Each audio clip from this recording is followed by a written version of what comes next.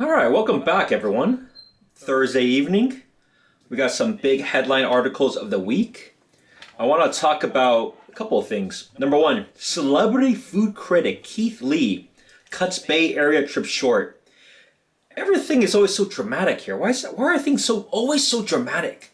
And let's put the truth of it. But to be fair, you as someone being local to the Bay Area, would you actually venture out to these areas? Let's talk about that together. Next, California Forever Billionaire City Map revealed. Oh, did you know that there's going to be, hopefully, a brand new city being built? Not that far from San Francisco?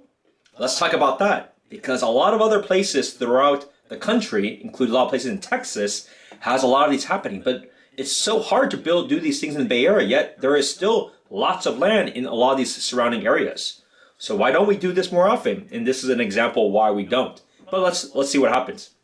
Last but not least, I'm going to wrap things up with there are still some companies that are buying or at least subleasing a lot of real estate space. So which company is that?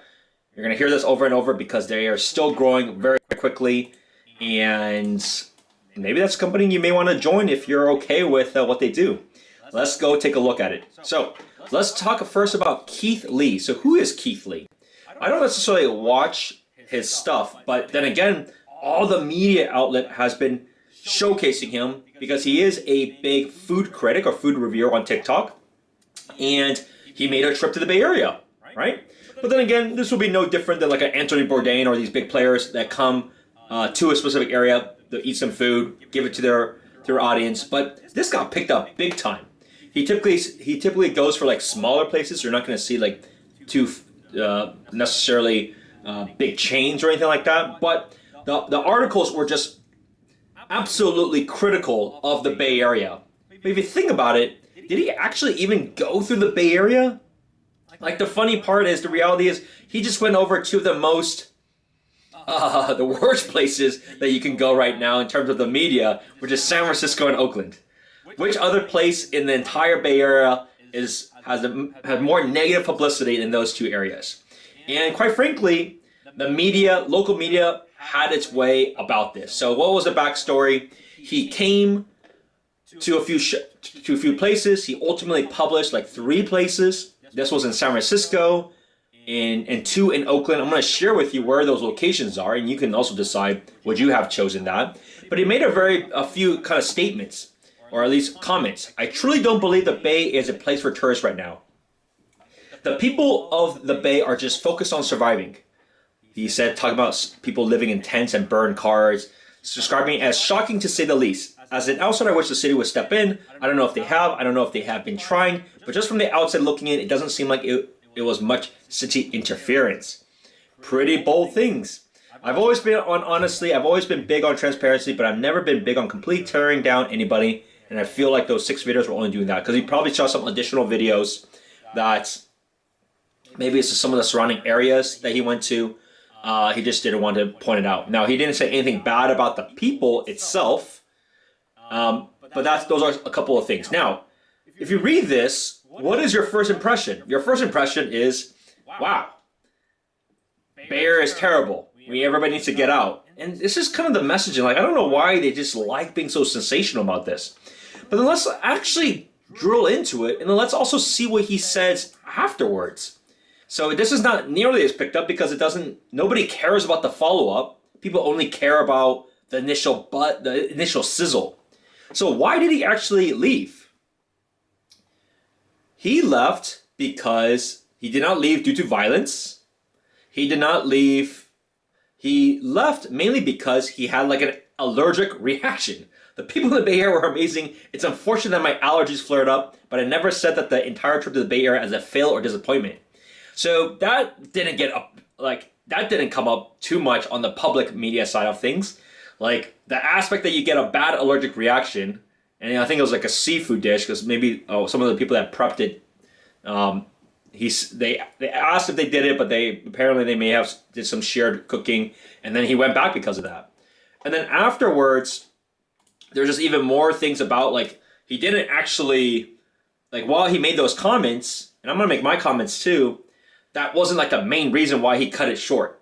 Like he cut it short because he had an allergic reaction, so he had to go back. That has nothing to do with what some of these statements that got blown up. Now, to be fair, let's take a look at these places. So he ultimately ate at 3 places. And if anyone has eaten here, leave in the comments below. What do you guys think? Are they good places? Would you have gone? There's a place called Mama T's in Telegraph, a place called Chef Green in 7th Street, and a place in Double Decker in San Francisco. Let's look at all of these. And you tell me, as somebody that's local, would you even venture into this area? For San Francisco, this area is fine. I don't think there's any issue. So you probably wouldn't have experienced much in this region of San Francisco. So I think there's a pass on that.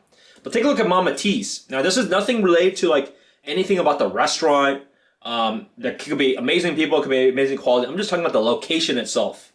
This next one is in Uptown Oakland. This is next to the 19th Street BART station.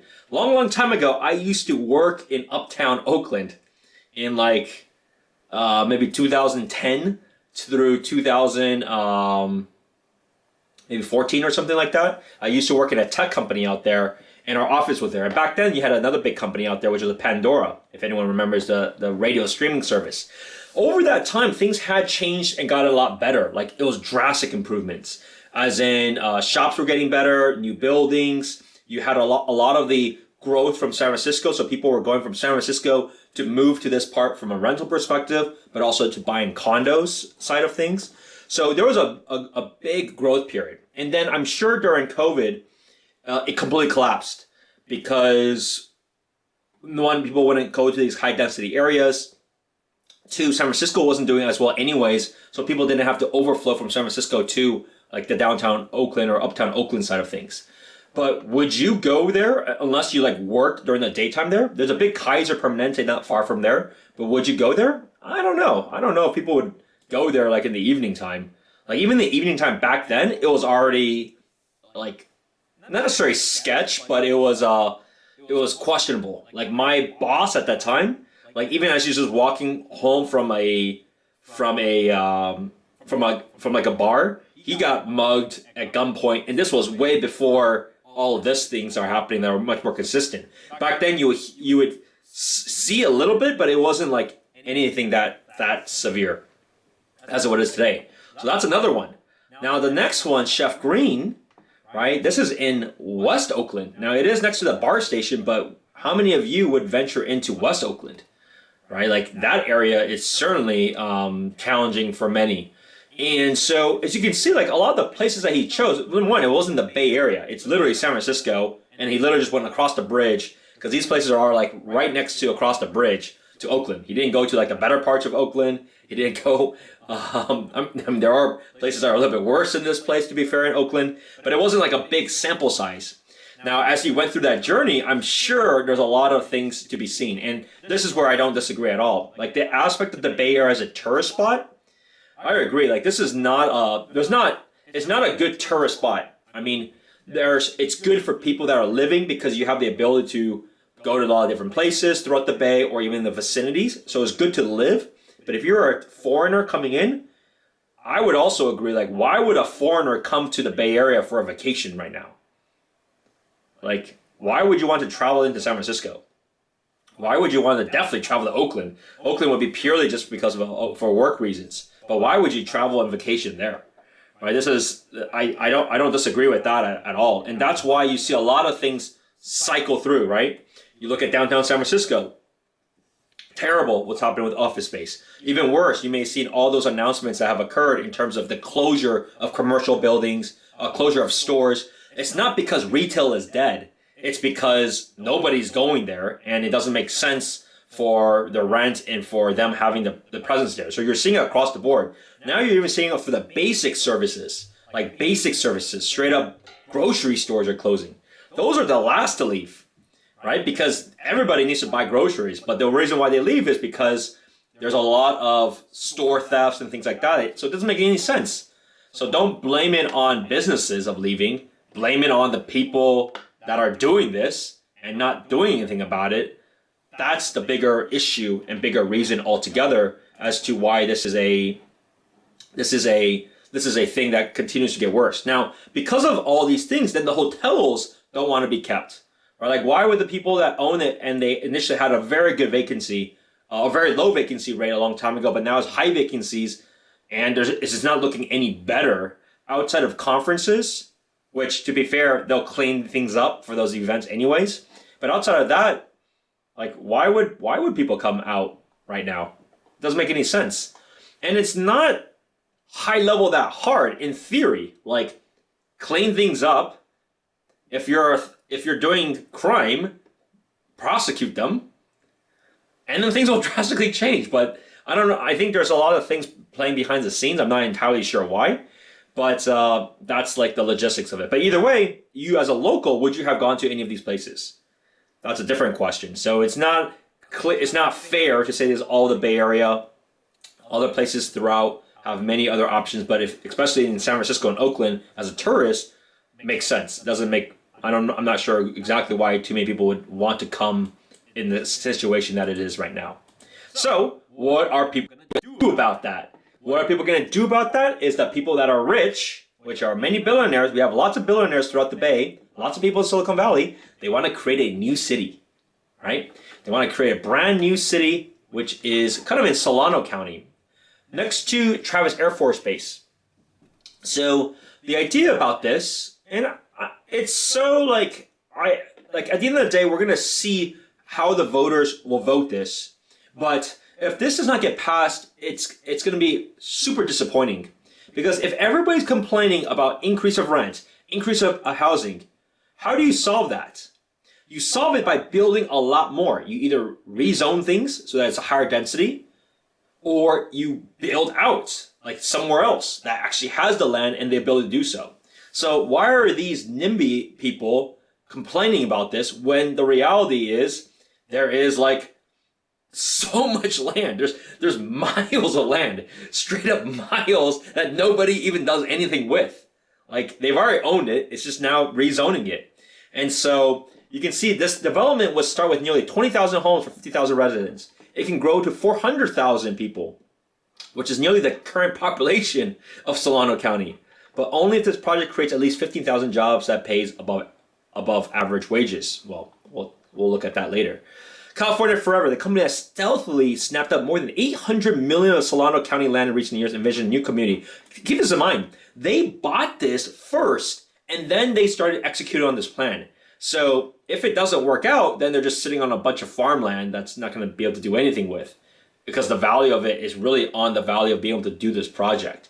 So keep in mind, they've already made their bets. And now there's a question, can they execute on this or not? Because if you think about a lot of places, in other states to learn from. Think about like Texas. Think about like Florida. At the end of the day, whatever your political stance may be, or whatever your persona of what they do, the key is, what are they doing to create housing? Like, why are people moving? People are moving, but how are they trying to provide housing and provide opportunities for the people that are moving in? Well, they got to build more. Now, on one hand, there's a lot more land in those areas than there is in the Bay. That's fair. That's fair. But there is lots of land in Solano County all over. Drive from the Bay to Sacramento, tons of land. There is no shortage of land. That's not an excuse. Whole idea about water, what are we complaining about? You got places in Vegas, in Phoenix, that's a real problem with water. Yet they are figuring it out, trying to manage it accordingly. Yet this little area you can't have 20,000 or 50,000 residents. Like, is that a joke? So there's so many like excuses of this, especially when people complain on one end of rent and prices, yet they don't want to build anything. So I hope this gets passed, because this could be a blueprint for a lot of things. A blueprint for cities and counties to make more money. A blueprint for investors to invest in these projects and land to then earn money. Like, it's capitalism, right? So this is a very, very important thing. Now, what happens at this point is they created their map as to how this will be laid out.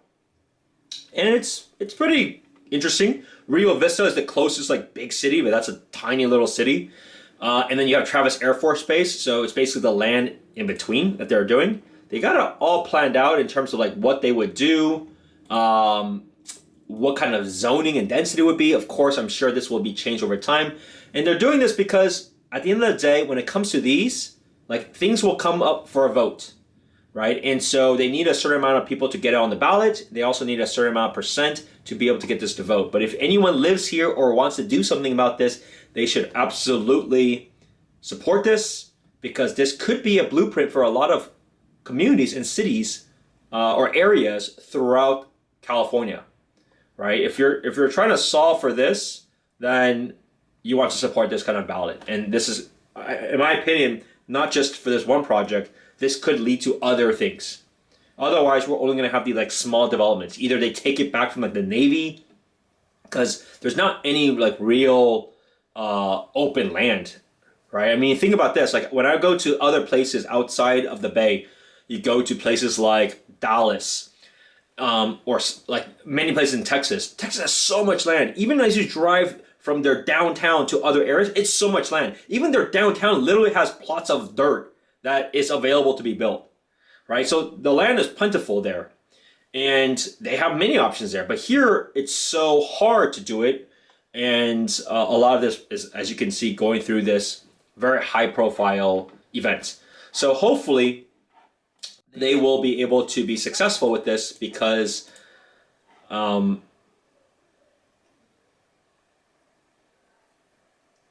yeah, hopefully they'll be able to be successful with this.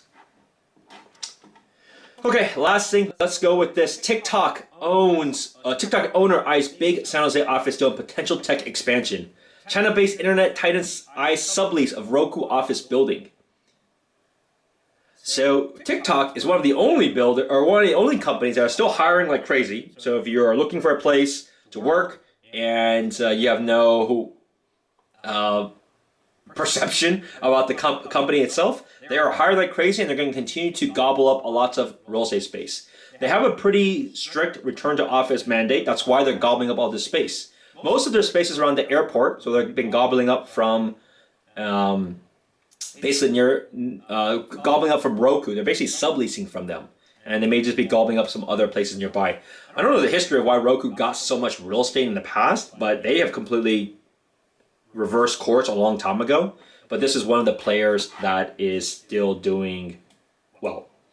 Okay, well that's it for this week. Did I miss any headline articles of the week? If you have any questions, leave in the comments below. I'm happy to answer it either in the comments, or I can cover it for my next video. The way that I'm doing this is every Wednesday, Thursday, Friday night, one of those nights depending on when I'm free. I will be doing a live stream to answer live Q&A, answer anything people may have up. Questions, concerns, I'm going to answer that. But if you want to go over a strategy call with me about your moves of buying or selling or investing in the Bay Area, be sure to subscribe, and my contact details are below. Or if you're watching it on social media, send me a DM. I'll see you next time. Bye now.